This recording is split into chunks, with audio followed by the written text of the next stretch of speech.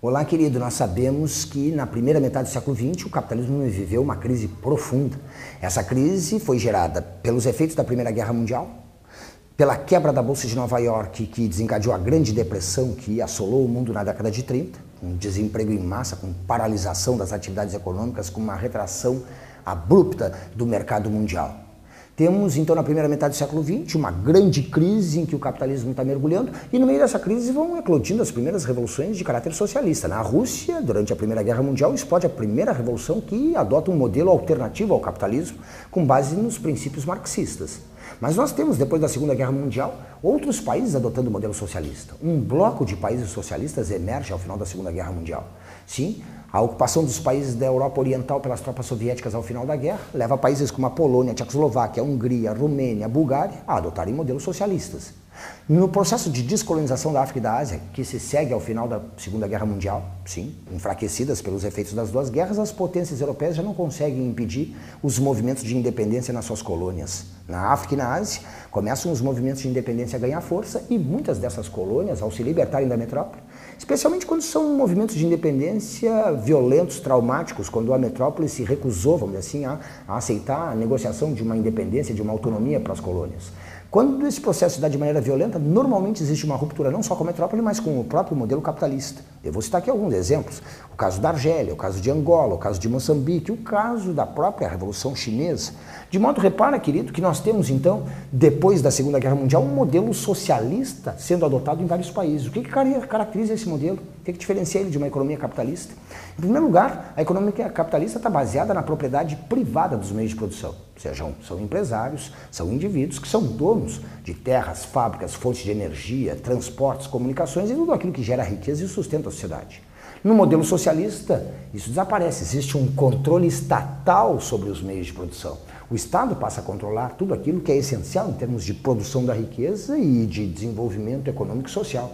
Transportes, comunicações, terras, atividade industrial passam a ser controlados basicamente pelo Estado, que passa a planejar a economia, planificar a economia, investindo naqueles setores que são estratégicos para o crescimento econômico, criando as bases, a infraestrutura necessária para a expansão industrial, para a produção em larga escala e para o atendimento das necessidades do conjunto da população. Existe então um processo de planificação da economia e o objetivo basicamente seria promover uma distribuição equitativa, equilibrada da riqueza. Formas de distribuição da riqueza que já não estão baseadas na competição capitalista. Países como a União Soviética, o primeiro país a adotar o modelo socialista, mas depois no leste europeu, eu te falei, Polônia, Tchecoslováquia, Hungria, Romênia, Bulgária, o caso da Iugoslávia também, que é um modelo um pouco diferenciado, mas que também vai adotar o modelo socialista. E fora da Europa, a Revolução Chinesa, a Revolução Cubana, e também te falei das antigas colônias como Angola, Moçambique, como Argélia, como Vietnã, como Laos, como Camboja, entre outros países, como a Coreia do Norte, que vão adotar o modelo socialista.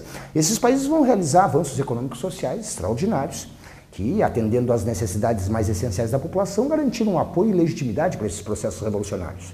Eles foram promovendo o processo de modernização, de desenvolvimento, de industrialização, de mecanização, de modernização dessas economias. De modo que se costumava falar, já depois da Segunda Guerra, num mundo dividido em 3 blocos. Se costumava dizer na época 3 mundos, né? O primeiro mundo era o mundo capitalista, industrializado e desenvolvido. Estaria surgindo com os países socialistas um segundo mundo, um segundo bloco, o bloco dos países socialistas e industrializados. E um terceiro mundo seria então aquele formado pelos países subdesenvolvidos, da África, da Ásia e da América Latina, que ainda não tinham atingido esses níveis de desenvolvimento econômico, de modernização tecnológica.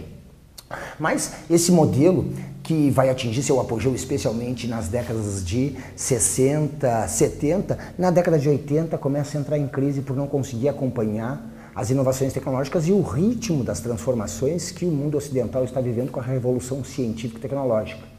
Estou me referindo à questão dos computadores, à questão das telecomunicações, da química fina, da biotecnologia. Sim, esses setores exigem uma dinâmica, eles se desenvolvem em ritmo muito mais acelerado. Tem um dinamismo, vamos dizer assim, muito mais rápido que aquele modelo planificado, que num primeiro momento impulsionou a modernização dessas economias, mas não conseguiu acompanhar as inovações tecnológicas da década de 70, especialmente a partir da década de 80. Aí a gente começa a entender o porquê da crise, por exemplo, do comunismo no leste europeu, a própria desintegração da União Soviética. Vamos dizer que ela foi muito bem sucedida na etapa da planificação e da industrialização pesada desses países.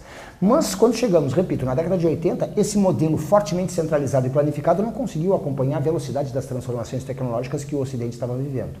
E, de certo modo, é um dos fatores que explica o colapso desses regimes. Ou seja, aos poucos eles foram perdendo suas bases democráticas, na medida em que foram se transformando em governos muitas vezes autoritários. Isso se dá especialmente pela pressão externa, mas também porque foram esgotando, vamos dizer assim, suas possibilidades em termos de realizar as necessidades e as demandas sociais. O fato é que governos autoritários, pressionados externamente e sem conseguir acompanhar as inovações tecnológicas da década de 80, a revolução científico-tecnológica, começam a entrar em crise. Tanto que na década de 90 esses regimes foram desmoronando gradativamente. E mesmo o caso da China, nós sabemos, é um país que foi combinando elementos da sua estrutura socialista com elementos do capitalismo e, nesse sentido, continua crescendo em taxas, vamos dizer assim, significativas no fim do século XX e ainda agora na primeira década do século XXI.